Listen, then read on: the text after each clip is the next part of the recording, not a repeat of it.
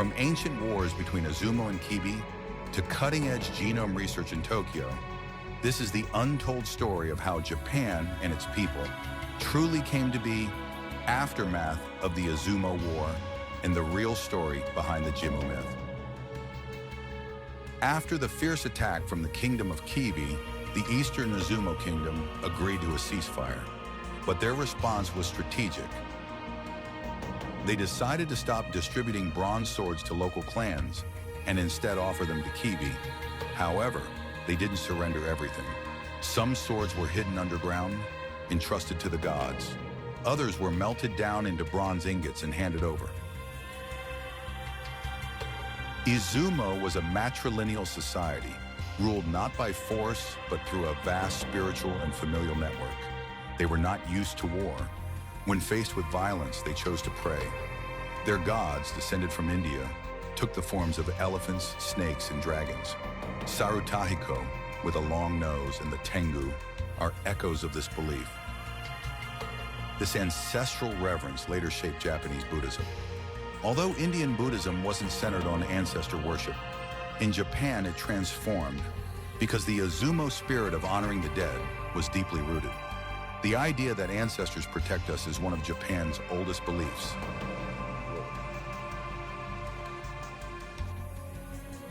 After the war, King Futoni of Kibi withdrew to Mount Kore to live out his final years. But his sons, Okibutsuhiko and Wakakibutsuhiko, were not done yet.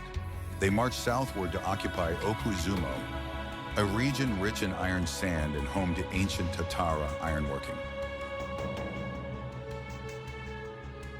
There, fierce battles broke out with the western Izumo kingdom. Kibi, despite heavy casualties, gained the upper hand.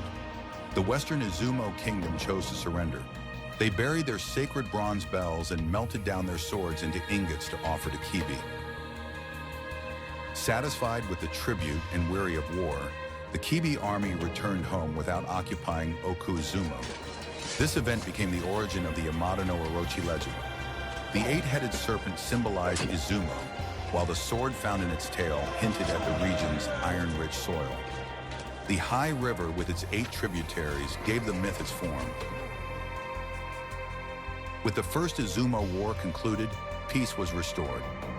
Izumo stopped bronze bell rituals and began building massive tombs. These unique, square-shaped tombs with corner protrusions reflected their belief that ancestors would guard the paths of invaders. But war had weakened Izumo, and in distant Tsukushi, the Mononobe kingdom saw its chance. Hiko Nagisatake, the 5th or 6th generation descendant of Nigehayahi, Yishufu, had a son, Itsus. According to mythology, Itsus led the Jimmu Eastern expedition, but history tells a different story. The Jimmu myth is not entirely false. It is a reshaped tale based on real campaigns. The real first Eastern expedition was led by Itsus. With Yamato weakened by civil war, Mononobe saw a window of opportunity. Around 165 AD, during the great turmoil of the Wakan War, Itsus set sail from the Ariake Sea, not through the Seto Inland Sea as myths say, but around southern Shikoku, avoiding Kibi's territory. The final battle began at the Ki Peninsula. Itsus planned to go upriver via the Kinakawa, but the Yamato army, led by Ohiko, known in the myths as Nagasunehiko, blocked their path. Ohiko was no villain. He was a prince and heir to the throne. But since the Mononobe dynasty eventually took power, history was rewritten. Victors became heroes, and losers became traitors. Forced to retreat, Itsus climbed Mount Nakusa. There, a local female chief named Nakusa Tobe, allied with Izumo, ambushed him. A poison arrow struck Itsus, and he died in agony. The Nihon Shoki falsely claims Nakusa Tobe was killed by the invaders.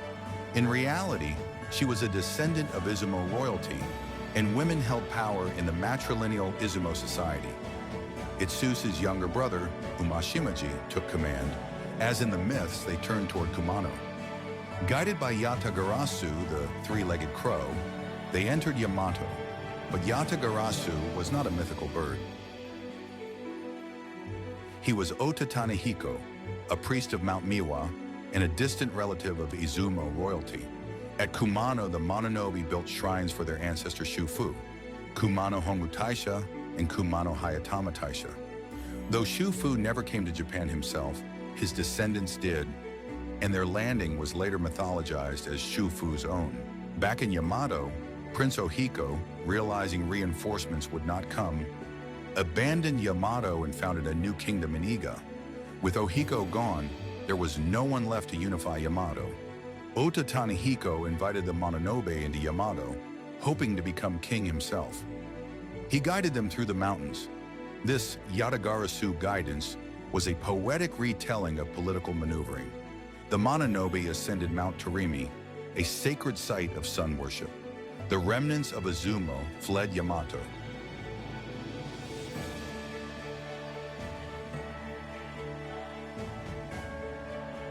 After Futoni left, the Yamato throne passed to Kunakuru, Emperor Kogen.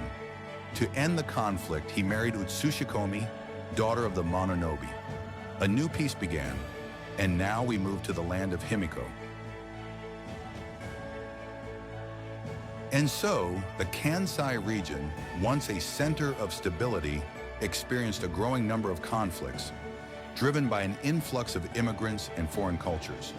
The peaceful bloodlines that had once gathered in search of harmony since the Jomon era began to disperse. The Izumo people, deeply connected to Jomon culture, migrated northward to the Tohoku region and even Hokkaido. This movement marked a cultural split between Western and Eastern Japan. The genetic origins of the Japanese people.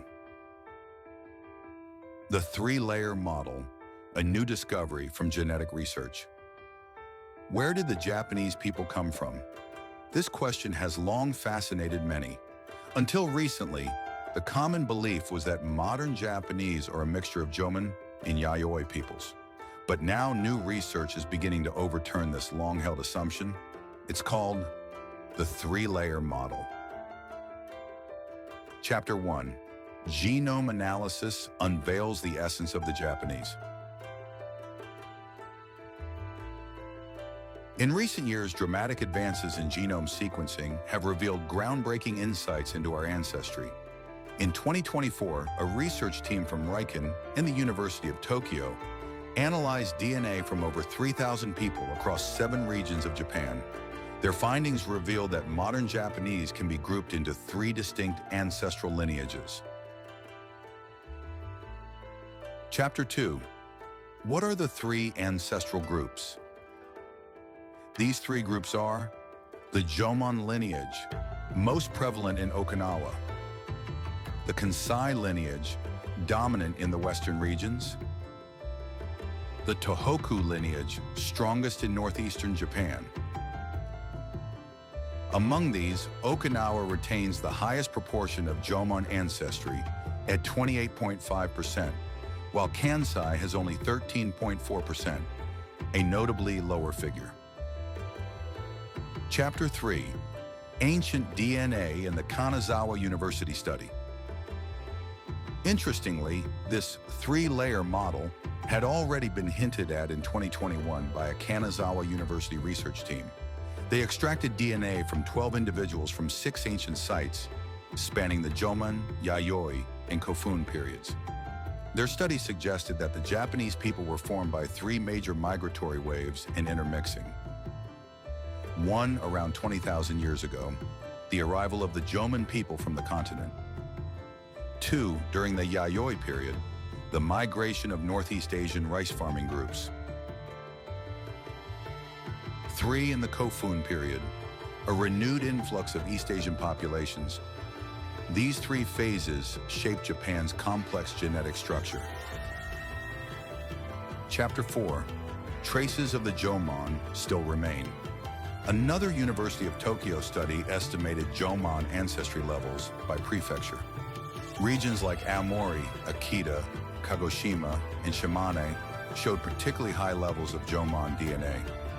Genetically, the Jomon people were shorter in stature, more prone to higher blood sugar levels. These traits were likely adaptations to a hunter-gatherer lifestyle. Chapter 5, The Roots of the Japanese. Are not one Dr. Kenichi, Shinoda of the National Museum of Nature and Science, explains, rather than viewing the Yayoi as a single group, we must understand that various peoples entered Japan multiple times, and each region has its own unique history of genetic mixing. In short, the Japanese people do not come from a single root, but are the result of many ancestral groups blending over time. The hidden history of Japan, now echoed by modern research, paints a new image of what it means to be Japanese. From seafaring tribes drawn to clean water, to volcanoes and hot springs offering refuge during many ice ages, Japan's rich natural environment became a meeting place for diverse peoples. So, who are the Japanese? The answer is not one ethnic group, but a crossroads of diverse roots and layered histories.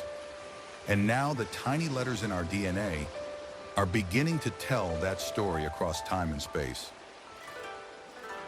Thank you for joining us on this journey.